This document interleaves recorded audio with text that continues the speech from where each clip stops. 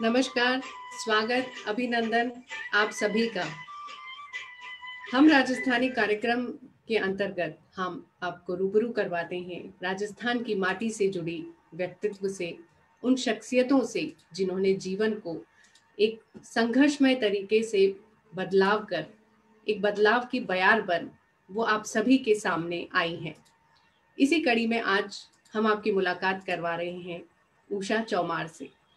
उषा चौमार जब छोटी थी, 10 वर्ष की उम्र में उनका विवाह हो गया। उन्हें वो जीवन रास नहीं आता था। वो उनका जीवन, वक्त ने उनका साथ दिया, जीवन को बदलने की उन्होंने कोशिश की और हाल ही में उन्हें पद्मश्री सम्मान से नवाजे जाने की घोषणा की गई है। तो जो ये जीवन का बदलाव आया, जो संघर्षमय जीवन उन्होंने बिताया, आज हम उन्हीं की बातें जानेंगे और सुनेंगे। तो उषा जी, बहुत बहुत स्वागत करते हैं हम आपका राजस्थान फाउंडेशन और सिंपली जयपुर के कार्यक्रम हम राजस्थानी में। और स्वागत उद्बोधन के लिए मैं आमंत्रित करना चाहूंगी राजस्थान फाउंडेशन के कमिश्नर श्री धीरज श्रीवास्तव जी का। नमस्कार, धन्यवाद अंशु जी। जैसा कि आपने बताया, इस साल की शुरुआत हम एक ऐसी शख्सियत से करने जा रहे हैं, उषा जी, जिनके बारे में आपने बताया। और इनका जीवन खुद एक प्रकार की मिसाल है।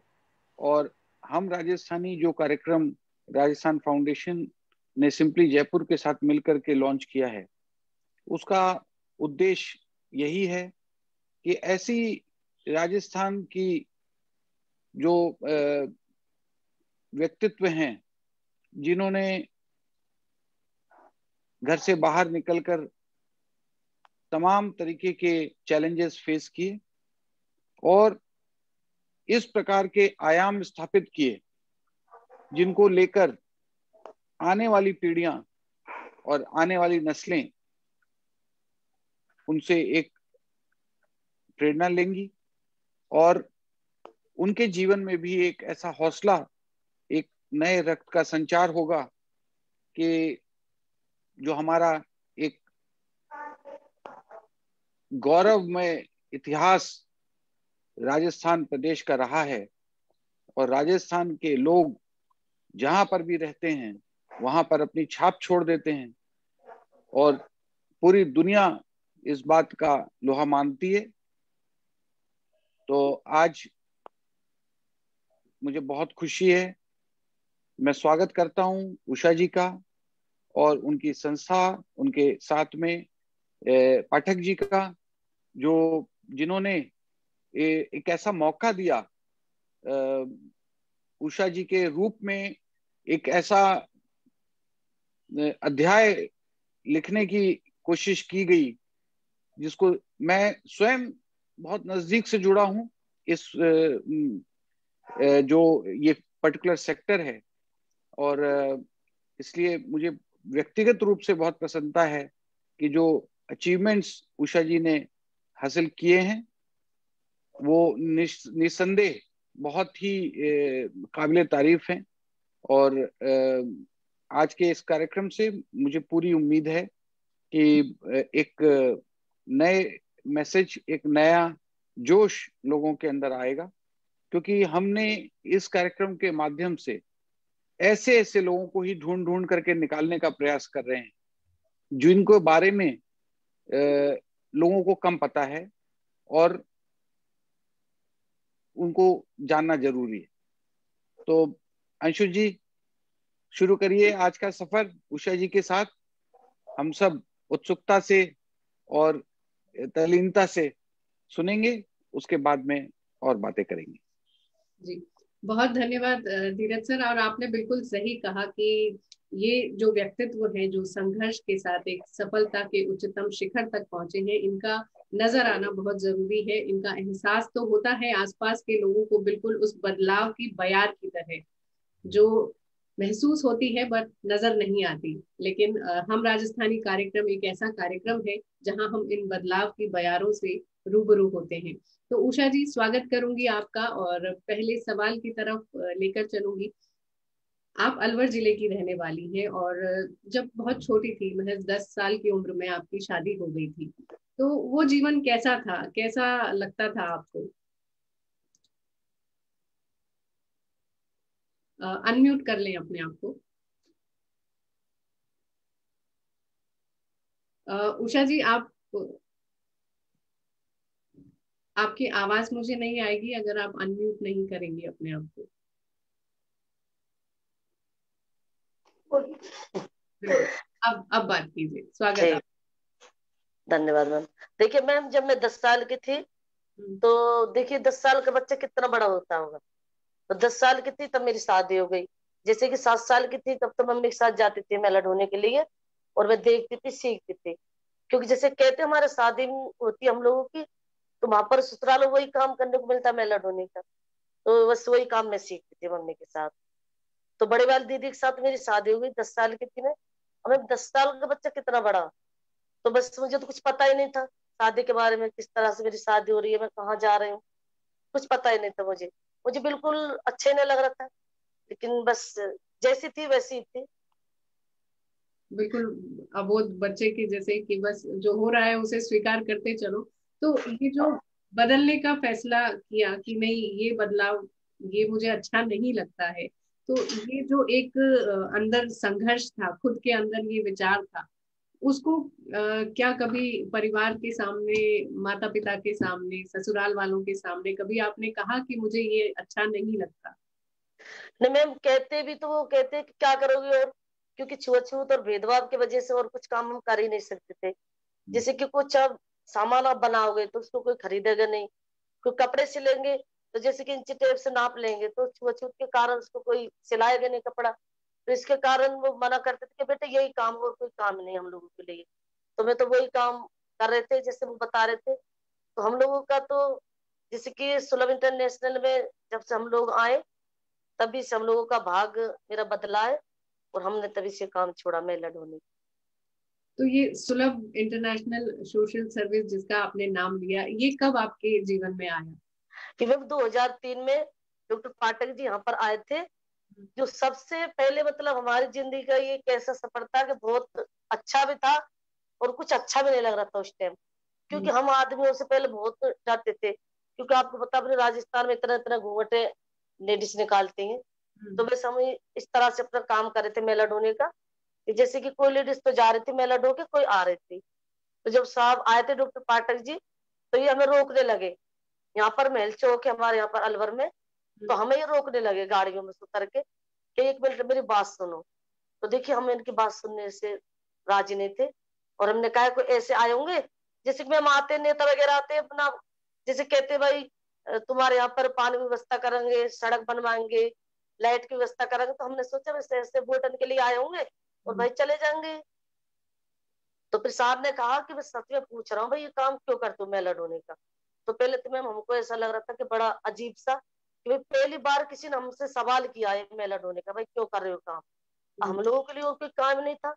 तो फिर हमने कहा, इनने कहा कि थोड़ा सा तुम मुझे बताओगे और समझाओगे तभी तो मैं आपसे बात करूंगा। तो पहले तो हम घबरा रहे थे, क्योंकि अपने पति के अलावा हम किसी से और बात नहीं करते थे। तो फिर हमने कहा चलो रुक जाते हैं, बात तो सुन लेते कम से कम कह रहे हैं तो फिर इन्होंने कहा तुम ये मेला ढूंढ का काम भाई क्यों करते हो। हमने कहा हमारा तो कोई काम ही नहीं, क्योंकि हमारा तो ये परंपरा चली आ रही मेला ढूंढने का काम की, पीढ़ी दर पीढ़ी काम चला रहा मेला ढूंढने का। तो हम तो सर वही काम करते। हम तो सर भी नहीं जानते थे पहले कि भाई सर किससे कहते हैं। हम तो बाबा कहते थे पहले इनसे। हमने कहा बाबा हम तो यही काम करते और कोई काम नहीं हम लोगों के लिए। तो इन्होंने कहा कि तुम ये काम अगर छोड़ो तो कोई अच्छा काम करने के लिए दे तो क्या करोगे। हमें हमको विश्वास नहीं था। हमने कहा कभी ऐसा ना हो कि भाई ये काम भी छूट जाए और एक काम भी छूट जाए, हमारा बच्चे का पेट पालन किससे होगा। तो हमने कहा जहां हम लोग रहते हैं आप वहां चलिए बस्ती में। तो यहाँ पर हजूरी गेट के नाम से हमारी बस्ती है। तो हमने कहा बाबा आप वहां चलिए, तो आपको हमारे सास ससुर मिल जाएंगे, और हमारे पति भी सब लोगों के हैं वहां पर, आपसे बात भी कर लेंगे, हम भी बात कर लेंगे आपसे। तो इन्होंने कहा वो तो मैं चलूंगा, लेकिन मैं पूछना चाहता हूँ भाई काम क्यों करते हो। तो हमने बताया था। तो इनने जैसे पैसे के बारे में पूछा था कि भाई कितने पैसे मिलते तुमको। तो मैं क्या मिलता था पहले, 200-300 रुपये मिलते थे हम लोगों को, जैसे हर घर में से 10 रुपये मिलते थे एक मेंबर का। जैसे उनका रात का जो खाना होता था वो हमें सुबह देते थे, और बस उसी तरह से हम लोगों का जीवन चल रहा था। झूठा फूटा जैसे वो खाना उनका था वही हम खाते थे, जैसे उनके उतरे कपड़े होते थे वही हम लोग पहनते थे, तो बस उससे हम लोग अपना जीवन चला रहे थे। फिर उन्होंने कहा कि तुम्हें अच्छा काम करने के लिए दूंगा, तो फिर हमने कहा हमारी बस्ती में जैसे चलिए, तो हमारी बस्ती में आए, तो इन्होंने सबसे बात की, तो सबका यही सवाल था मैम कि सर हम लोगों के यही काम और कोई काम नहीं हम लोगों के लिए तो कर रहे। तो साहब ने कहा मैं कोई अच्छा काम करने के लिए दूंगा और ये काम छोड़ दो। तो फिर मैंने कहा कि मेरी सास ने कहा दिल्ली आओ तुम लोग। अब मैम हम लोगों को दिल्ली ऐसा लग रहा था उस टाइम जैसे अमेरिका।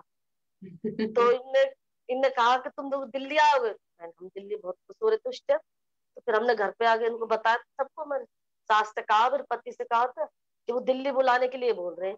तो मेरी सास ने कहा कि नहीं नहीं कोई जरूरत नहीं है दिल्ली विल्ली जाने की, और ऐसा कोई नहीं आया आज तक, मैं 80-90 साल की हूँ, ऐसा कोई नहीं आया कि भाई मेला ढूंढो काम छोड़ा दे, यही काम करोगे तुम और कोई काम नहीं हम लोगों के लिए। तो फिर मेरे पति ने कहा कि अम्मा कोई बात नहीं है, काम छूटे ना सही, कम से कम दिल्ली तो देख ही आएंगे। तो देखिए मैम दिल्ली देखने के लोग में मैं सोलन में गई थी, तो वहां पर मैम जैसे कि हम लोगों को कभी इज्जत और सम्मान हम लोगों को कभी मिला ही नहीं था, क्योंकि हम लोगों ने जिसके मैंने तो बचपन से काम किया था, तो मुझे तो कभी इज्जत और सम्मान हम लोगों को मिला ही नहीं था। जब हम सुलम में आए थे तो वहां पर लड़कियों ने स्कूल खुला, वहां पर सुलम में लड़कियों ने फूलों के माला से और चादरों से स्वागत किया था, क्योंकि जब मैं छोटी थी शादी हुई थी जैसे कि मेरे पति ने तो मुझे बरमाला भी नहीं पहना है इस टाइम। तो जब मेरी जैसे कि सुलम में इज्जत और सम्मान से स्वागत किया तो बहुत अच्छा लग रहा था हम लोगों को। तो उसी टाइम मुझे ऐसा लग रहा था, क्योंकि वहां पर मैं सुलभ में ना तो कोई जैसे कि छुआछूत कोई करता, ना कोई भेदभाव नहीं, जैसे कोई छोटा बड़ा कोई नहीं, वहां पर बिल्कुल बराबर रहते हैं हम लोग। तो उसी तरह से हम लोग देख रहे थे वहां पर कि भाई इतना अच्छी जगह है ये और बिरादरी के, और हम ऐसे कि यहाँ पर कोई दिक्कत ही नहीं है। तो वहां पर हम अच्छे से रहने लगे। फिर हम अलवर लौट के आए, तो यहाँ पर आए मैंने, तो यहाँ पर नई दिशा के नाम से संस्था खोली है। तो जैसे कि हम वो काम वो सीखने लगे, तो सबसे पहले हम लोगों को साफ सफाई के बारे में सिखाया था। तो जैसे कि हम लोग जो सामान हम लोग बनाते थे, जैसे कि हम पापड़ बनाने लगे, जबे कॉटन की बत्तियां, तो हम डॉक्टर पाटिल जी से ये कहने लगे सर हम सामान तो हम बना लेंगे, लेकिन हम लोगों के यहाँ पर तो बहुत ज्यादा छुआछूत थे, इसको कोई खरीदेगा कौन। तो साहब ने कहा तुम सामान तो बनाओ, सामान चिंता मत करो, सामान मैं खरीदूंगा सुलभ खरीदेगा। लेकिन आज मैम वो तो खरीद रहे, लेकिन मेरे अलवर वालों को भी मैं धन्यवाद देती हूँ, उन्होंने भी आज ऐसा कर दिया, उन्होंने 2003 से मतलब बदला, तो उन्होंने भी ये सामान जो हम बनाने लगे तो वो खरीद के उसको खाने लगे। तो यहाँ पर मतलब कोई छुआछूत नहीं, कोई भेदभाव नहीं। तो मुझे बहुत सबसे अच्छी बात यही लगी कि जो हम सामान बना रहे थे वो खुद खरीद के खा रहे थे, जिन्हों के शौचालय साफ करते थे, लेकिन वही हमारे जो हम सामान बनाते वो खरीद के खाते। बहुत ही बढ़िया, बहुत कितनी सहजता और सरलता से आपने बात कही उषा की, अलवर की रहने वाली, और जिनके लिए दिल्ली भी अमेरिका जैसा लगता था कि दिल्ली जाना उनके लिए अमेरिका जाने के बराबर वो मानती थी। हम बातचीत में आगे दर्शकों को बता दें कि वो 4 देशों की यात्रा भी कर चुकी है। तो किस तरह से ये यात्राओं का सिलसिला आगे बढ़ा हम उषा से ही पूछेंगे, और जो जो जर्नी इन्होंने यहाँ से शुरू करी है उन्हीं बातों को हम आगे बढ़ाते हुए पूछते हैं कि लंदन, अमेरिका, पेरिस और साउथ अफ्रीका, ये 4 देशों की यात्रा ये कर चुकी है। तो ये यात्राएं कैसे आपने की और क्या इनका उद्देश्य था उस पर? ये मैम हम लोग जैसे कपड़े हम लोग बना रहे थे, तो जैसे हम सबके कपड़े बनाते थे मॉडलों के, तो हमें ऐसे लगा लगा के हम लोग देख रहे थे। तो हमारी ये मैडम सर यहाँ पर आए तो इन्होंने हमें देख लिया, तुम लोग पहनोगे ऐसे कपड़े? तो हमने कहा नहीं हम ऐसे कपड़े तो नहीं पहनेंगे छोटे छोटे, क्योंकि हमारे राजस्थान में ऐसे कपड़े नहीं पहनते। तो साहब ने कहा कि तुम अपनी साड़ियों पे बॉर्डर लगा लो। तो हमने मैम अपनी साड़ियों पे बॉर्डर लगाई थी। जो हमने कपड़े बनाए थे मॉडलों के वो अमेरिका में पहने थे उन लोगों ने, तो उन्होंने रैंप पर चले थे, कैट वॉक किया था, हम लोगों ने भी उनके साथ कैट वॉक किया था, और प्रेस कॉन्फ्रेंस में भाग लिया था, मीटिंग अटेंड की थी, सेमिनार में भाग लिया था। तो हम लोगों को बहुत अच्छा लग रहा था, क्योंकि मैम वहां पर इतनी साफ सफाई है, बहुत अच्छा लग रहा था हम लोगों को। जैसे कि कोई भी चीज वहां पर ऐसी लगती है जैसे कि यहाँ पर रखते खाने पीने के सामान, ऐसे तो वहां पर डस्टबिन थे, एकदम इतना क्लीन था, मुझे बहुत अच्छा लग रहा था वहां पर। और वहां पर कोई ऐसा नहीं था कि भाई भेदभाव जैसे कि हम देखिए यहाँ पर लड़कियां इतनी पूरे कपड़ों में रहती है, लेडीज लड़कियां, फिर भी मतलब एक गलत नजर से देखते हैं। लेकिन माँ ऐसा कुछ नहीं था, छोटे छोटे कपड़े पहन के घूम रहे थे, लेकिन माँ को ऐसे देख ही नहीं रहा था। तो मुझे सब बातों को बहुत अच्छा लगा था वहां पर, कि वहां पर कोई भेदभाव नहीं, कोई छुआछूत नहीं, कोई मतलब ऐसा नहीं कि भाई लेडीज से रात में नहीं जा सकती, दोपहर में नहीं निकल सकती, वहां पर ऐसा कुछ नहीं। लेकिन हम भी चाहते हैं कि हमारा इंडिया वैसे बन जाए, लंदन अमेरिका जैसा। तो वहां पर मैंने बहुत अच्छा लगा था मुझे वहां पे देख करके कि भाई ये भी बहुत अच्छी जगह है। वहां पर जैसे कि एरोप्लेन हम लोग गए थे, पहले हम लोगों को डॉक्टर पाठक जी पटना लेके गए थे, तो मैं पटने वाला जहाज तो वैसा था, सीढ़ियों से चढ़े थे उसमें तो, और अमेरिका वाला जहाज ऐसा था बिल्कुल जैसे अपने घर में बैठे उस तरह से हम लोग बैठे थे। तो इतना अच्छा लग रहा था, बहुत अच्छा। टेलीविजन देखते जा रहे थे हम लोग, और बहुत खुशी हो रही थी हम लोगों को। जैसे कि मैं कभी सपने में नहीं सोचा था कि भाई हम लोग वहां जाएंगे। जैसे कि हम तो लोग पहले गाड़ियों में जाते थे, सरकारी गाड़ियों में चलते थे हम लोग, जैसे मम्मी के जाती थी, पति के घर आती थी तो वो रोडवेज गाड़ियों में जाते थे। लेकिन इतने बड़े जहाज में गए थे तो मुझे बहुत खुशी हो रही थी उस टाइम, एकदम ऐसे उसमें देखते जा रहे थे खिड़कियों में से, बहुत सारी लेडीज थी, बहुत अच्छा लग रहा था मैम हम लोगों को। सुलभ ने मैम हमारी बहुत अच्छी से जिंदगी बदली है, क्योंकि सुलभ बहुत ही अच्छा काम कर रहा है। सुलभ ने देखो शौचालय तो बना ही रहा है, उसके अलावा हम लोगों को रोजगार भी मिला है, और इससे हम लोगों को जैसे कि हमारे सर पे परात रखी थी मेलोडोनी की, वो भी उतर गई। हम लोग इतने इतने घूंट मार के रहते थे, वो भी हट गया। तो सुलभ ने हम लोगों के लिए बहुत ही अच्छा काम किया, पढ़ना लिखना सब सिखाया है हम लोगों के लिए। जैसे कि अब मैं यही कहती हूँ कि भाई सभी लड़कियां पढ़नी चाहिए, क्योंकि जब तक हम लोग पढ़ते नहीं है तो कुछ जानते नहीं है। तो अब हम लोग पढ़ाते हैं, मैं बेटियों को पढ़ा रहे हैं, यहाँ पर सभी लड़कियां पढ़ रही हैं, तो मुझे बहुत अच्छा लगता है। तो क्योंकि आप सुलभ ने आपका जीवन तो बदला ही है, क्योंकि आपके अंदर एक बदलाव की बयार का वो एक जज्बा भी था कि नहीं, कुछ और काम अगर मिल सकता है तो वो करना चाहती थी आप। और आपने अपने जीवन के साथ साथ करीब 150 या 160 महिलाओं के जीवन को जी भी मैम, बदला है। जी तो मैम, वो किस तरह से आपने किया? क्योंकि खुद को बदलना तो शायद आसान होता है, सोच ले तो कर सकते हैं, लेकिन दूसरों की मानसिकता को बदलना थोड़ा मुश्किल होता है। वो काम आप कैसे कर पाए? वो मैम उनको ऐसे समझाते थे जैसे कि हमने छोड़ा, जिसकी मुझे विश्वास नहीं हो रहा था तो उनको भी नहीं हो रहा था। तो उनको भी जैसे कि फर्स्ट बैच से हम थे, 2003 में मैंने छोड़ा, फिर 2006 में दूसरा बैच आया, फिर 2009 में तीसरा बैच आया, कि जहां भी शौचालय वो साफ कर रहे थे उनको सबको हम अलवर में से एक एक लेडीज को निकाल के और सुलभ में ले आए।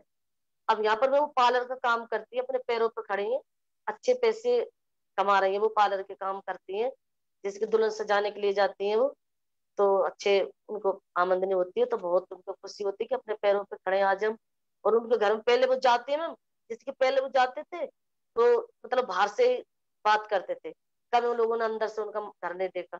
लेकिन आज है कि वो पहले जब घर में घुसती है तो उनको चाय नाश्ता पिलाया जाता है, कराया जाता है, उसके बाद वो अपना फेशियल मेडिकोल पेडिकोल जैसे कि जो भी कराती है वो उसके बाद ही कराती है, उसको चाय नाश्ता पिलाते एकदम इज्जत और सम्मान से में बिठाते हैं। तो हम लोगों को तो मैम देखिए सुलभ ने हम लोगों की सबकी जिंदगी बदली है।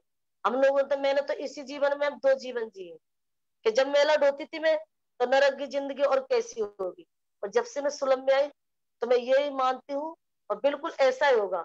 मैं कहती हूँ कि बिल्कुल स्वर्ग ऐसा ही होगा। हमारे डॉक्टर पाठक जी हम लोगों के लिए भगवान है, वो गांधी जी हमारे, जिन्होंने हम लोगों के लिए इतना अच्छा काम किया वाल्मीकि समाज के लिए।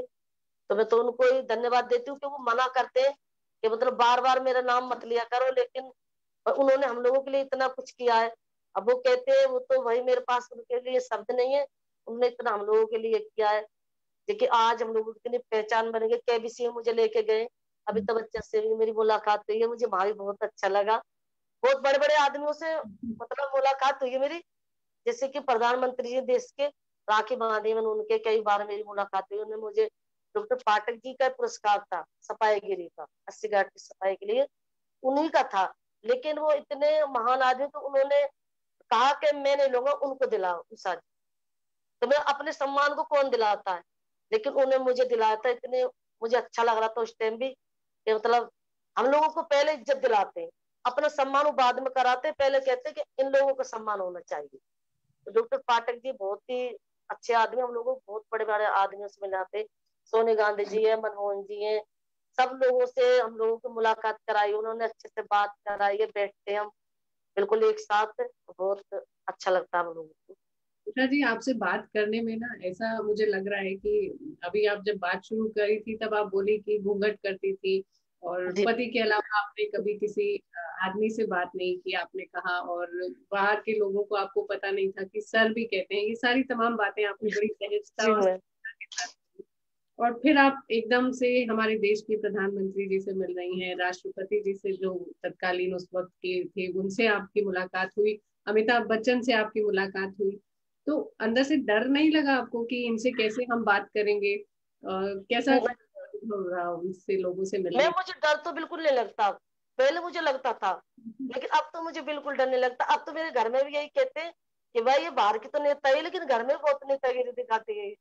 तो मैं पहले में बहुत डरती थी, क्योंकि पहले घर में क्या, मैं हमारे जो छोटा देवर होते थे उनसे भी हम लोग घूंघट करते थे, लेकिन अब हम लोग किसी से भी नहीं करते हूँ मैं।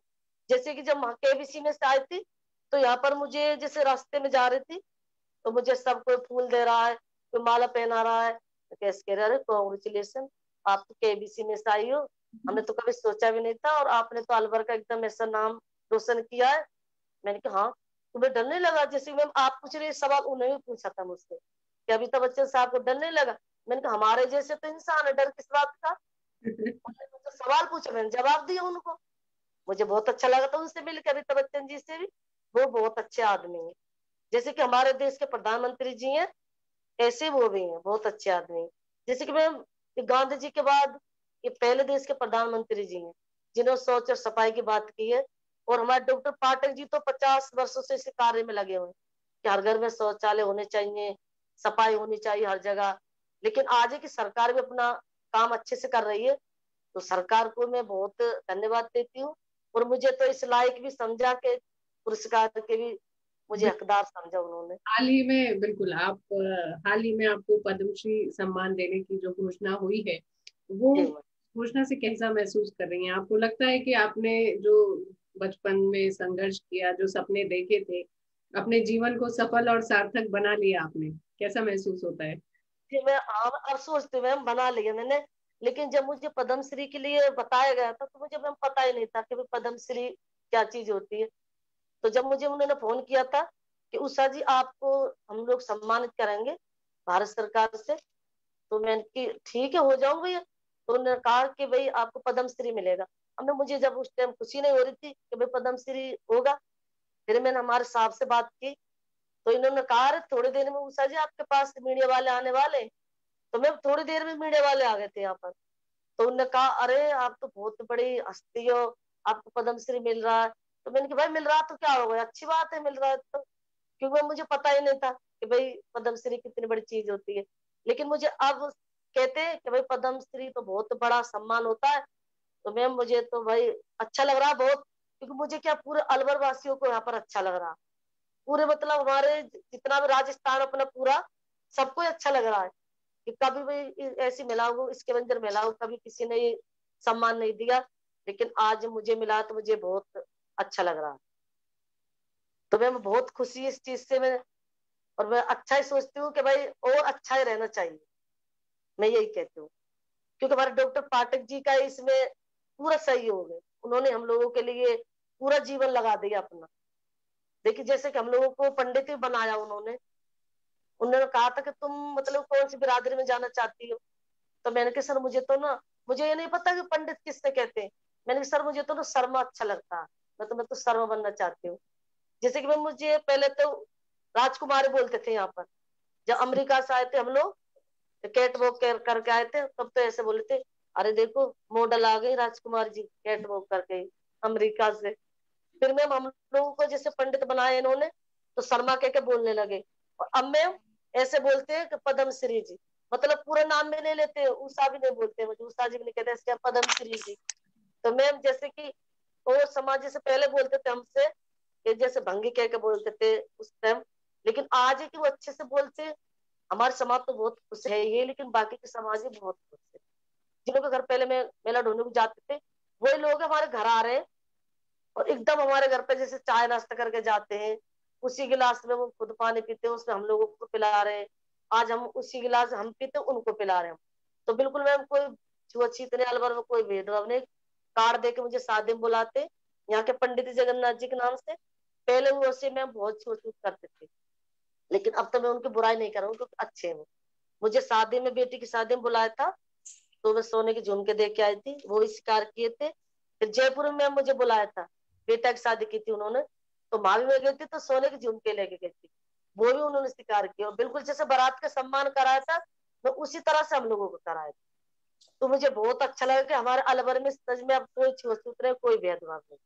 बहुत बढ़िया, बहुत ही आपसे बात करके तो इतना मजा आ रहा है उषा की, मतलब ऐसा जब लगता मेरी है बात कि तो बहुत है, जीवन लेकिन मैं का आपको संघर्ष है वो बता रही हूँ तुम्हें। है। आपको देख के ऐसा लगता है कि जीवन का हर संघर्ष छोटा है। अब कोई कोई अड़चन कोई भी आए तो उषा को याद कर लो, सब सब पाया जा सकता है ना। तो सरकार ने क्या मैं चाहती हूँ कि हम जैसे जी कि मैं पहले हम लोग जैसे मैं जब मेला ढोती थी ना मैं, तो मैं सोचती थी कि मैं जब बहुत रो रो के जीवन हम लोगों ने गुजारा है, तो मैं अब नहीं चाहती कि वही जीवन हम फिर से अपना गुजारे। तो मैं यही कहती हूँ कि अब हंस के जीना चाहिए, सुलम में है और हम लोगों को अच्छे से हम रहना सीख गए। अपना सामान बना रहे हैं एकदम बढ़िया से, सब खरीद रहे हैं उसको। मुझे कोई अब शिकायत नहीं समाज से। हम लोग एक साथ रह रहे हैं, बिल्कुल बढ़िया से रह रहे हैं हम। जैसे कि हम लोग अमेरिका गए थे तो वहां भी सोनिया गांधी जी ने हम लोगों को जब बुलाया था, तो वहां भी हम लोगों को जैसे चाय नाश्ता पे उन्होंने बुलाया था, तो वहां भी हम लोगों को अच्छा लगा था, उन्होंने हम लोगों को बुलाया था। बहुत ही अच्छा लगा था उस टाइम भी, क्योंकि सब लोगों से मुलाकात हुई थी हमारे। तो मैम मैं बस यही कहना चाहती हूँ कि यहाँ पर कोई भेदभाव नहीं है, कोई छुआछूत नहीं। बहुत सिर्फ इसमें यही है कि हमारे डॉक्टर पाठक जी का ही सहयोग है। बहुत और सुंदर। मैं अब तो अलवर वासियों का भी धन्यवाद करती हूँ कि मुझे भाई सभी मतलब अच्छी नजर से देखते। पहले से के जिनके घर में लड़ होती थी तो वो अच्छी नजर से नहीं देते, जैसे भंगन कहते, जमादार नहीं कहते, मेहतरन कह के बुलाते थे। ऊपर से खाना पीना, जैसे कि गर्मियों के टाइम में आपको पता है ऊपर से पानी पिलाते थे। लेकिन आज है कि उनके घर में जाती हूँ तो इतने सम्मान इज्जत से मुझे बिठाते हैं और उसी गिलास से पानी पिलाते हैं, तो इतना अच्छा लगता है कि बस ये समझती हूँ कि मैं सबसे भाग्यशाली एक लेडीज हूँ, मुझे इतना इज्जत और सम्मान मिला है। बहुत बढ़िया। सरकार ने भी समय समय पर अस्पृश्यता की और ये जो कुप्रथाएं हमारे जीवन में चली आ रही हैं बहुत पहले से, छुआछूत की जो कुप्रथा है, उन्मूलन में इनमें नए कानून प्रस्ताव पारित करने में सरकार ने भी समय समय पर कई कार्य किए हैं। तो सरकार की तमाम योजनाओं के बारे में, कुछ कानूनों के बारे में हम जानकारी प्राप्त करते हैं धीरज श्रीवास्तव जी से, राजस्थान फाउंडेशन कमिश्नर धीरज श्रीवास्तव। तो पहले तो मैं आपसे ये पूछूंगी सर कि ये जो बातचीत हमने की, इस बातचीत का सार हमें बताइए और फिर उसके बाद हम सरकारी योजनाओं की तरफ चलेंगे। बिल्कुल, थैंक यू अंशु जी। और वाकई आपने सही कहा कि उषा जी को देख करके लगता है कि जो जीवन का चरम है वो हासिल हो गया। अगर कहीं पर कोई कष्ट आए और कहीं पर आपके हौसले डगमगाए तो उषा जी को याद करो और आपको ये लगेगा कि जीवन में कोई काम असंभव नहीं है। ये जरूर है कि ईश्वर भी उन्हीं की मदद करता है। पाठक जी के रूप में अगर कोई ऐसा इंसान आपके जिंदगी में आया जिसने इतना आमूलचूल परिवर्तन हो गया, ये भी एक आपके खुद के हौसले की पहचान है और उसी से रास्ते बनते हैं। तो हम लोग अपने हर प्रोग्राम में, जैसा अंशु जी ने कहा कि अपने हर प्रोग्राम में जो शख्सियत आती है उनकी जीवन की जो बातें हैं उनसे हम लोग एक बात ग्रहण करते हैं जो उस दिन का लेसन होता है। तो मेरी नजर में जो आज का लेसन है कि स्वर्ग भी यही है और नरक भी यही है। ये सब आपके काम पे डिपेंड करता है, आप कैसा काम करते हैं और कैसे अपने कर्म से, अपने हौसलों से, अपने इसी जीवन को जो नरकमय जीवन था उसको आपने एक स्वर्गमय जीवन में तब्दील कर दिया। ये आज का मेरे लिए व्यक्तिगत सबक।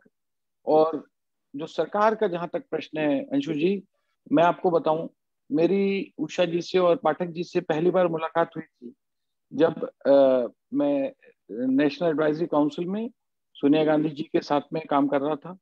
और इस पर्टिकुलर मैनुअल स्कैवेंजिंग के विषय पर जो हम लोगों ने काम करना शुरू किया और मैंने जानकारी हासिल करनी शुरू की, तो मुझे सबसे पहले पाठक जी का ही नाम मिला कि इन्होंने जो काम किया है वो इस प्रकार का है कि इसमें वाकई में ग्राउंड रियलिटी पे उतर के, क्योंकि क्या होता है, कानून तो बहुत सारे बने कुप्रथाएं समाप्त करने के लिए, और पर उनको एक्शन में ले जाना वाकई में नीचे तक और लोगों को रिलीफ पहुंचाना, ये इसमें बहुत गैप है। और इन्हीं की वजह से ये तमाम जो अच्छे अच्छे कानून हैं सरकार बनाए, उन कानूनों का लाभ एक्चुअल बेनिफिशियरी को नहीं हो पाता। तो सबसे पहले तो मैं धन्यवाद पाठक जी को देता हूं कि उन्होंने एक ऐसा मिसाल कायम की है और लोगों के लिए कि जो लोग बिजनेस भी कर रहे हैं उस बिजनेस में भी एक प्रकार का एक ऐसा टेंजेंट डेवलप करें जिसमें जैसे उषा शर्मा जी के जीवन में जो व्यवहार में जो उनके सामाजिक एक्सेप्टेंस में जो चेंजेस आए, और जैसे गांधी जी कहते हैं be the change yourself you want to see in others. तो ये एक ऐसी मिसाल यहाँ पे कायम हुई है। और जो स्टेट गवर्नमेंट है, स्टेट गवर्नमेंट ने समय समय पर काफी सारे स्टेप्स लिए, और अभी हाल में ही इस विषय में जो एक लैंडमार्क डिसीजन स्टेट गवर्नमेंट ने लिया है, जो अशोक गहलोत जी की खुद पर्सनल प्रायोरिटी पर भी ये इतना विषय इतना महत्वपूर्ण है कि वो अभी ऑर्डर करके सारा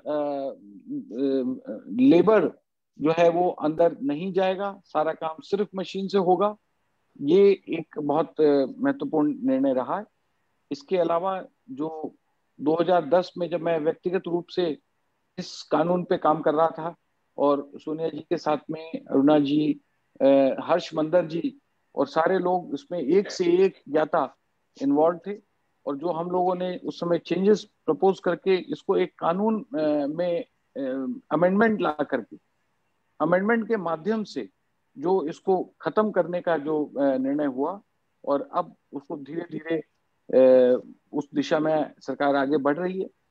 मेरा ख्याल है कि सबसे महत्वपूर्ण यहाँ पे कानून और उसकी बात नहीं है, बात यह है कि किस तरीके से उषा जी ने खुद अपना जीवन बदला, अपने साथ सैकड़ों और लोगों का जीवन बदला, और हाँ उस दिशा में लगातार प्रयासरत हैं, कार्यरत हैं।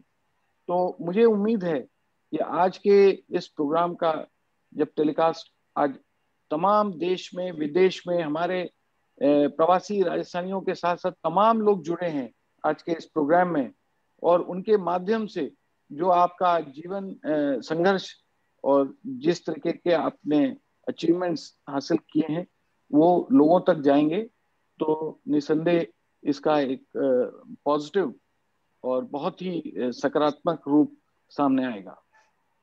तो आज अगर अंशु जी आपकी जरूरत हो तो मैं सबसे पहले आमंत्रित करना चाहूंगा बिंदेश्वरी पाठक जी को कि कुछ हम उनसे भी सुने, उनका कैसा एक्सपीरियंस रहा है इस तमाम सेक्टर में काम करने का।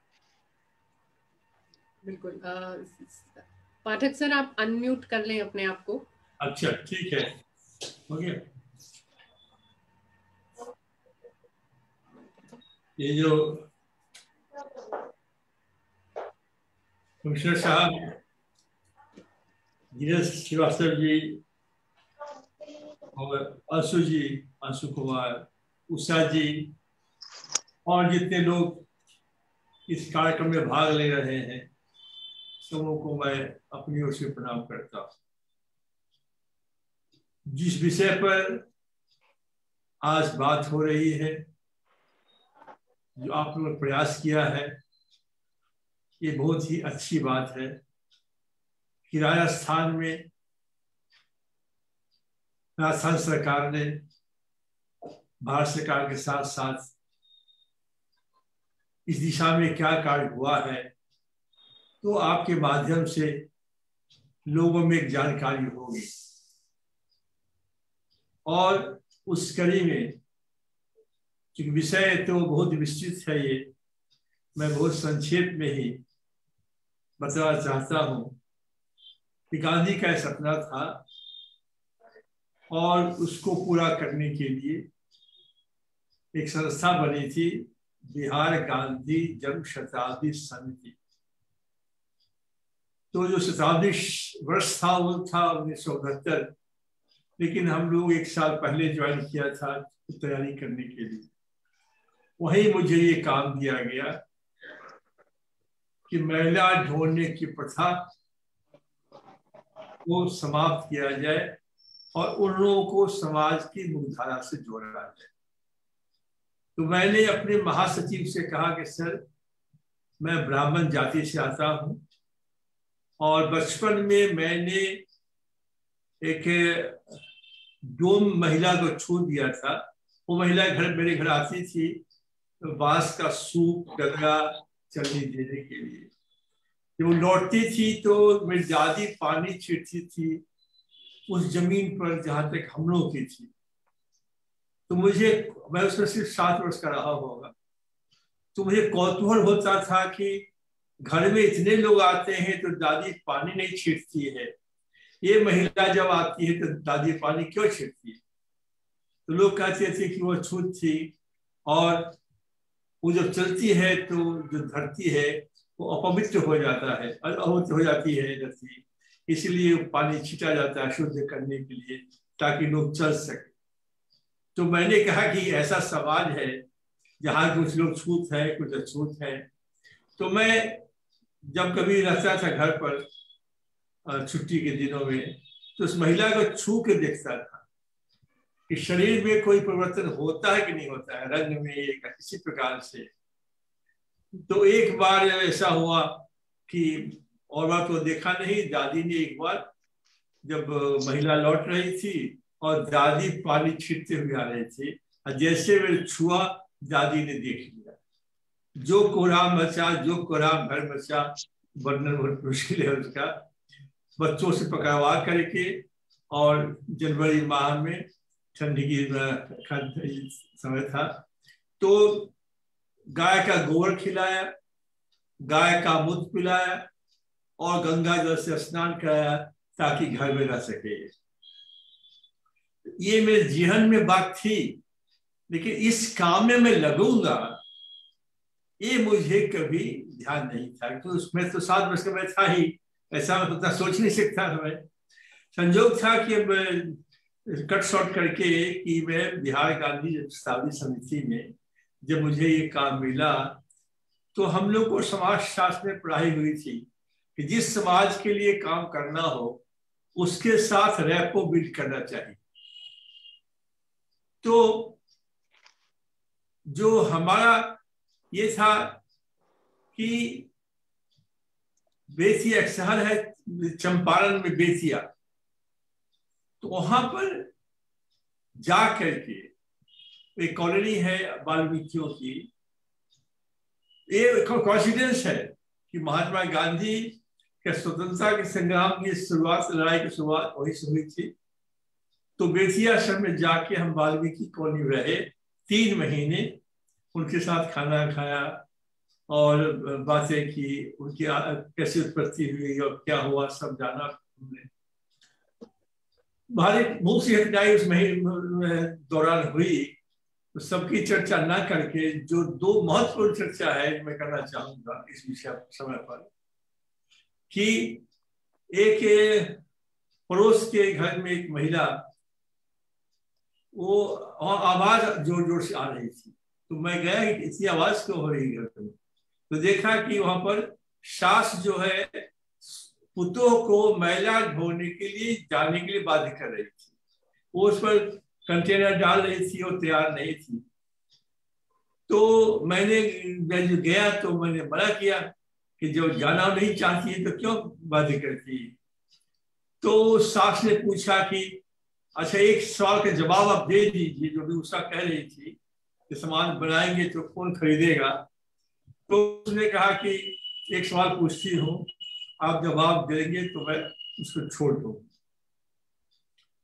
तो पूछा कि अच्छा ये बताइए, कल से सब्जी बेचेगी तो इसके हाथ से कौन खरीदेगा?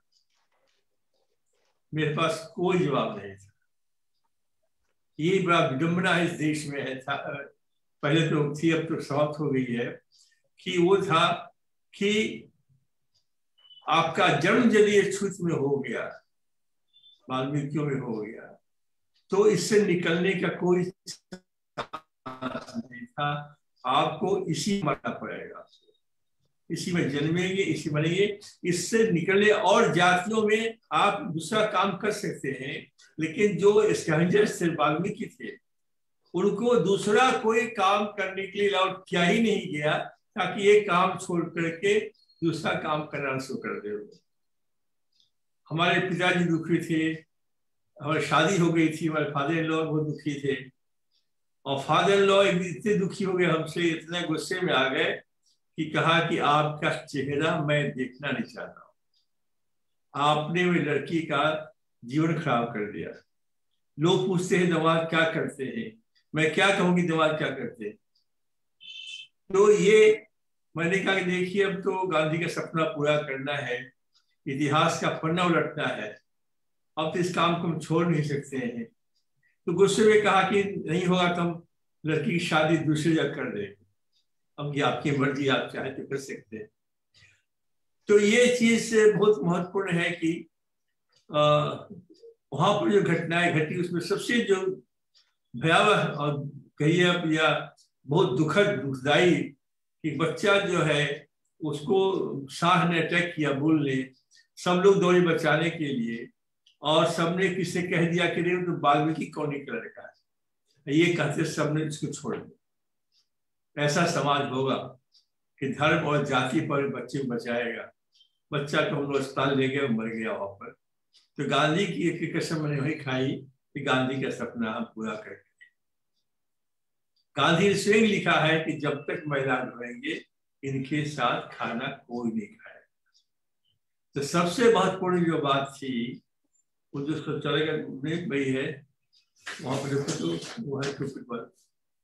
तो सबसे महत्वपूर्ण बात है कि जो हमने आविष्कार किया, हमने ये सुलभ शौचालय का, वो महत्वपूर्ण था। वो जो आविष्कार किया हमने, उस आविष्कार से जो फिर खमाऊ पखाने को सुलभ में परिवर्तित किया गया, तो मैला धोने की प्रथा से ये लोग मुक्त हुए। ये पहली बात थी। यदि सुलभ शौचालय का आविष्कार न किया होते हम, तो फिर सिर्फ कानून पास करने से ये संभव था ही नहीं। उसके बाद जो दूसरा चरण हुआ कि उसमें जो इंस्टीट्यूट खोला हमने अल्बर्ट टॉप में, ताकि इनको पढ़ा के लिखा के काम सिखला करके इस लायक बनाया कि ये अपने जीविका स्वयं अर्जित कर सके। और फिर इनको समाज के अच्छे अच्छे लोगों के साथ मिलाया, बैठाया, बात किया। आके गुजराल ऐसे व्यक्ति भी जो प्रधानमंत्री थे, उन्होंने फैमिली स्कैवेंजर्स फैमिली को ड्रॉप किया। और फिर ये जो मंदिर पे अलवर में जो रहते हैं, अलवर में मेरे जाने के पहले लोग मंदिर में नहीं जाते, मंदिर में इनको हम ले गए, अलवर के मंदिर में जहाँ के लोग रहते हैं वहाँ पर, और पंडित जी हो गए थे। खैर बहुत लंबा विषय है, इसलिए कंट्रोल कर लेते हैं। तो अलवर के मंदिर में इनको हम ले गए पूजा पाठ कराने के लिए। उषा ने सब जो कह दिया है आप रिपीट नहीं करेंगे। गंगा स्नान कराया, उसमें अब जो क्या कहते हैं उसको, जो ये होता है ना, क्या वो दशहरा में होता है, तो ये चीज मेला लगता है ना वहां पर हरिद्वार में और इलाहाबाद में, कुंभ में, कुंभ में ले गए लोगों को। प्रश्न ये है कि अम्बेडकर, डॉक्टर अम्बेडकर जो मसीहा थे, तो डॉक्टर अम्बेडकर ने कहा था कि जब तक सभी लोग एक साथ मंदिर में जाके पूजा नहीं करेंगे, एक साथ तालाब में स्नान नहीं करेंगे, एक साथ कुआं से पानी पीने के लिए नहीं भरेंगे, और जब तक साथ नहीं खाना खाएंगे, तब तक मैं नहीं समझूंगा कि छुआछूत स्वास्थ्य हुआ है। और जब समाज के लोग स्वीकार कर लेंगे उसको, हमने सारे कंडीशंस फुल करवाए, पूजा से लेके नहाने से, पानी भरने से, खाने से। अब उसी घर में लोग जाते हैं, जहां पहले पीछे दरवाजे से आने की व्यवस्था थी, चुपचाप आए, पैखाना साफ करके निकल गए। आज उसी घर में अब सामने से जा रहे हैं, ऊपर जा रहे हैं, और सब कभी कभी चाय वो लोग बनाती है, कभी कभी इनको कहती है चाय बनाओ, चाय बनाते हैं, साथ पीते हैं, कभी कभी नाश्ता भी करते हैं, और तब महिलाओं का फेशियल करते हैं, और फिर वो जो पापड़ अचार बेचते हैं। मैंने कहा इन लोगों की जब लौटना तो मालकिन को जैसा ये जो गाल है इसको ऐड देना है इसको। तो लोग पूछती है कि गाल क्यों ऐड देती हो? तो कहा कि मैडम फाउंडर साहब ने कहा है आपको याद दिलाने के लिए, यही घर था जहां मैं पीछे दरवाजे से आती थी, चुपचाप पैखाना लेकर चली जाती थी, लोग हमको छूते नहीं थे। भारतवर्ष में कुत्ता छुएगा आदमी, कुत्ता को साथ सुलाएगा, कुत्ता को रखेगा, लेकिन आदमी को नहीं। तो ये आदमी को भी नहीं छूते थे, ये स्थिति इनकी थी। वहां से ये सब करते कराते समय नासा द्वारा टेम्पो सबको ले गए थे, तो समय नहीं है, मैं छोड़ना चाहता हूँ। तो ये सब करने से ये हुआ कि जो इसमें क्या है कि गांधी और अंबेडकर में दोनों में जो इस विषय के लिए जो मतांतर था, क्योंकि वो स्वाभाविक भी था। डॉक्टर अंबेडकर जाके पैर ने फटीवाई, सो क्या जाने पीड़ पड़ा है। तो डॉक्टर अंबेडकर को जितनी पीड़ा थी, जितनी सहन पड़ा था अपमान, तो गांधी को उतना नहीं पड़ा था। लेकिन गांधी का कहना था कि भाई जाति प्रथा खराब नहीं है, ये खराब है छुआछूत और सामाजिक विषमता। जहां अम्बेडकर ने कहा कि नो, ये जाति खत्म करो, annihilation of the caste system. Pathak साहब थोड़ा सा वाइंड अप करिएगा, क्योंकि दो ले लो। तो उसमें क्या है कि जैसे हमने सिंथेसिस कर लिया डॉक्टर अंबेडकर के विचार को, गांधी के विचार को, दोनों को मिला करके, और ऐसा कर दिया जैसे आपने कहा है कि समय फिर कभी मिलेगा तो रिश्ता में जाएंगे। तो ये चीज है कि जो उषा सामने बैठी हुई है, कोई सोच नहीं सकता था कि एक समय 2003 तक जो महिला हो रही हो उसको भारत सरकार पद्मश्री के लिए चुना गया है। और ये कोई सोच भी सकता था? उषा स्वयं नहीं सोच सकती थी, मैं नहीं सोच सकता था कि उषा पद्मश्री के लिए चुना जाएगा। तो मेरा कहना है कि अच्छा समय दिया आपने बात करने के लिए, फिर मौका मिलेगा तो विस्तार से, चूंकि विषय 50 वर्ष का हमारा है तो बहुत सी कहानियां इसमें है। बिल्कुल बिल्कुल, नहीं बहुत धन्यवाद पाठक साहब। आप मैं तो शुरू से पहले दिन से कह रहा हूँ, और मेरी जब आपसे फर्स्ट टाइम मुलाकात हुई थी वो उस बात को काफी समय हो गया है। और ये जो हाँ सोनिया जी की बात आपने कही, तो ये बात सही है, आप जानते ही हैं कि सोनिया जी ने काफी इसमें मदद की, और ये राहुल जी ने काफी मदद की इसमें। और ये है कि जो उन लोगों का आशीर्वाद मिला उस समय में बहुत महत्वपूर्ण था। और उसमें राष्ट्रपति थी प्रतिभा पाटिल, उन्होंने बुला करके राष्ट्रपति में घर में सबको सम्मान किया था उन्होंने, सभी को, पूरे को, अल्बर्ट टॉक से लोग। तो वास्तव में ये उस समय जो सोनिया जी का, राहुल जी का, फिर राष्ट्रपति जी का, इस सब का जो योगदान था, आशीर्वाद जो मिला। फिर जब नासिर टेम्पल गए थे तो लौट के आए, तो फिर राजीव गांधी जी का, आर वेंकटरमन का, ये सारे का जो है ना आशीर्वाद मिला। ये बात सही नहीं बिल्कुल, और ये आशीर्वाद उन्हीं लोगों को मिलता है जो अपना जीवन इस प्रकार का प्रदर्शित करते हैं, क्योंकि इसमें कोई दिखावा नहीं है।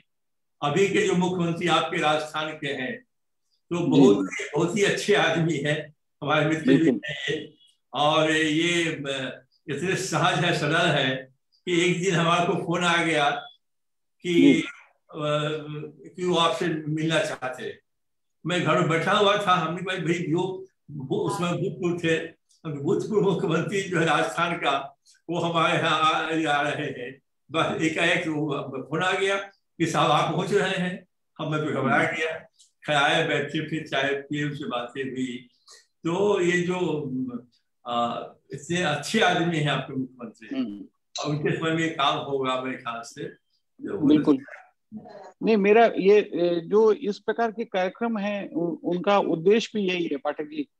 आपने देखा होगा कि जब ये कार्यक्रम तमाम लोग देख रहे हैं और उनको ये पता चलता है कि आज उषा जी का किस तरीके से उद्भव हुआ, किस तरीके से उनका जीवन में तब्दीलियां आई, और कैसे आज उन्होंने खुद फाइट करके अपनी एक प्लेस एक ऐसी बनाई, एक जीती जागती मिसाल के रूप में आज वो एक उदाहरण के रूप में समाज में। एक ही महसूस किया है आपने इस देश में कि राजस्थान की मिट्टी में कुछ ऐसी बात है कि एडेप्टेशन जो है सो फास्ट है। एक जगह एक लोग समझाइए, समझाते समझाते समझाइए, नहीं होते हैं। लेकिन राजस्थान की मिट्टी में हमने देखा कि ये आपने सही पहचाना। हाँ, वो ये बहुत बड़ी बात राजस्थान में है। आपके मुख्यमंत्री जो गौरव साहब हैं उनको हम धन्यवाद देते हैं कि वो ऐसा वातावरण बना है वहां पर कि वहाँ के लोग कंपेयर टू अदर रीजन्स और स्टेट्स, राजस्थान में जो रेपुटेशन है वो बहुत ही अच्छा है, लोग भी अच्छे हैं। तो इस ख्याल से कोई कार्यक्रम करेंगे राजस्थान में तो बहुत ही अच्छा। बिल्कुल। हमारे साथ हमारे एक और अतिथि हैं जो इसी सेक्टर से आते हैं, प्रकाश हडाले जी, और इत्तेफाक से वो भी उषा जी के ही जिले से ही बिलोंग करते हैं राजस्थान में। तो प्रकाश जी, क्योंकि हमारा समय थोड़ा सीमित हो गया है, लेट हो गया स्टार्ट होने में, फिक्स टाइम होता है, नहीं खत्म हो जाएगा, ऑटो कट हो जाएगा फेसबुक पे, तो आप थोड़ा जो बात अपनी है जल्दी। जी, आदरणीय कमिश्नर साहब बहुत बहुत धन्यवाद। अंशुल जी धन्यवाद, और पाठक जी, उषा जी, सभी का मैं धन्यवाद करना चाहूंगा। आज एक ऐसे विषय पे जो एक मानवीय विषय है उसको लेकर हम लोग सभी आज बात कर रहे हैं। वास्तविकता में उषा जी ने एक उस महिला जो अंतिम पायदान से जो आती हैं, उन्होंने समाज में एक अच्छा मैसेज दिया, और पाठक जी ने जो सहयोग किया मेलाडोना की प्रथा के उन्मूलन के लिए, महिलाओं को अप्रिशिएट किया, और एक आइडल के रूप में उन्होंने राजस्थान की जो हमारी उषा जी हैं उनको आगे लेकर आए। बहुत ही एक अच्छी भूमिका है। साथ ही मैं कानून के संबंध में भी एक अच्छा धन्यवाद देना चाहूंगा हमारी आदरणीय सोनिया गांधी जी को, कि एक्ट 93 के बाद जो 2013 में जो कानून बना, एनएससी के रेजुलेशन 23 अक्टूबर 2010 के बाद, जो उसमें मूलभूत चेंजेस आए, उसके बाद हमें फील्ड में सेक्टर में काम करने के लिए बहुत सी सुविधाएं मिली। जो वास्तविकता में जिन लोगों को आइडेंटिफाई नॉर्म्स के अनुसार नहीं कर सकते थे, उन लोगों को भी पहचान की गई, सीवरेज के काम को भी प्रतिबंधित किया गया, और इसमें बहुत ही संवेदनशील रूप से हमारे जो सीएम साहब हैं गहलोत जी, वो भी व्यक्तिगत इंटरेस्ट लेकर इस पर काम कर रहे हैं। सीवरेज को लेकर उन्होंने बिल्कुल बैन कर दिया है, तब किसी भी प्रकार से जो सीवरेज का वर्क है वो मैनुअली नहीं होगा, जो लोग भी हैं उनको मैनुअली काम नहीं कर सकते। तो आज जो राजस्थान फाउंडेशन ने किया उसके लिए मैं बहुत बहुत आपका आभारी हूँ कि आपने एक मौका दिया बात रखने का और उषा जी को इस तरह से बताने का। बहुत बहुत आभार आपका। Thank you so much Prakash ji. आपने एक बात बहुत चाहते हैं कि जो प्रधानमंत्री नरेंद्र मोदी जी हैं, उन्होंने स्वच्छता के साथ साथ इसको भी स्वीकार किया, समाज बदलाव को, उषा को जो उन्होंने के लिए रिकमेंड किया, स्वयं उन्होंने किया। बिल्कुल, ये बड़ी बात, तो ये बात एकदम सही है कि देखिए, संवेदनशील जो व्यक्ति होगा वो ही इसका मर्म समझेगा, और वही इसके अंदर जाकर के और जो भी काम संभव है। उषा को जो मिला पंच जी, ये प्रधानमंत्री नरेंद्र मोदी जी ने स्वयं इनिशिएटिव से दिलवाया है, उन्होंने नहीं दिलवाया। नहीं, वो तो व्यक्ति के काम की पहचान तो कोई भी बैठा होगा, वो उसको बस पहचान करना आना चाहिए, हो जाएगा। ये बड़ी सरकार बहुत अच्छी बात है। अंशु जी, सो ओवर टू यू। मेरी तरफ से मैं तमाम अपने सम्मानित अतिथियों का अभी स्वागत करता हूं और उनको धन्यवाद देता हूं कि आपने समय निकाला, और उषा जी का खास तौर पे कि आपके माध्यम से जो हम लोग की ये बात है वो तमाम दूर दूर तक, देश ही नहीं दुनिया के कोने कोने तक आपका जीवन परिचय आज फैलेगा। और मुझे उम्मीद है कि राजस्थान का बारे में जैसे पाठक जी की ओपिनियन है वो एकदम सत्य है कि राजस्थान की मिट्टी ऐसी है, यहाँ का बाशिंदा जहां भी रहेगा वो अपनी पहचान और अपनी ताकत को उसको बताने में ज्यादा टाइम नहीं लगता।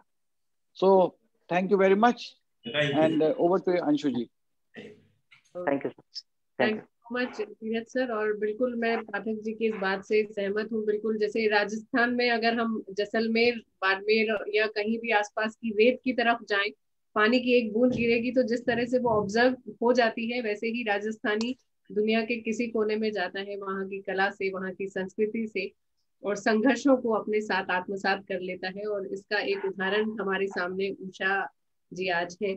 तो सोहनलाल द्विवेदी की एक कविता से इस कार्यक्रम का समापन करना चाहूंगी आज, जो कि अमिताभ बच्चन अक्सर कहते हैं, और एक भ्रम भी था कि ये हरिवंश राय बच्चन ने लिखी है, लेकिन सोहनलाल द्विवेदी की रचना है कि लहरों से डरकर नौका पार नहीं होती और कोशिश करने वालों की कभी हार नहीं होती। नन्ही चींटी जब दाना लेकर चलती है, चढ़ती है दीवारों पे, 100 बार गिरती है, मन का विश्वास रगों में साहस भर देता है। चढ़कर गिरना, गिरकर चढ़ना नहीं अखरता है, आखिर उसकी मेहनत बेकार नहीं होती और कोशिश करने वालों की हार नहीं होती। अभी हाँ, बहुत बढ़िया। तो ये बिल्कुल उषा यार, को समर्पित कविता और तमाम दर्शकों को समर्पित, जो कुछ करने का हौसला रखते हैं, कुछ बनने का जज्बा रखते हैं, उन सभी को समर्पित ये कविता। और आप सभी का बहुत धन्यवाद इस कार्यक्रम में शामिल होने के लिए। उषा जी का धन्यवाद। और चलते चलते हम सभी जो इस कार्यक्रम में हमारे सहायक एसोसिएशंस हैं, उनके धन्यवाद ज्ञापन वीडियो के साथ हम इस कार्यक्रम का समापन करेंगे। तो वीडियो के साथ हम समापन करते हैं। Thank you so much.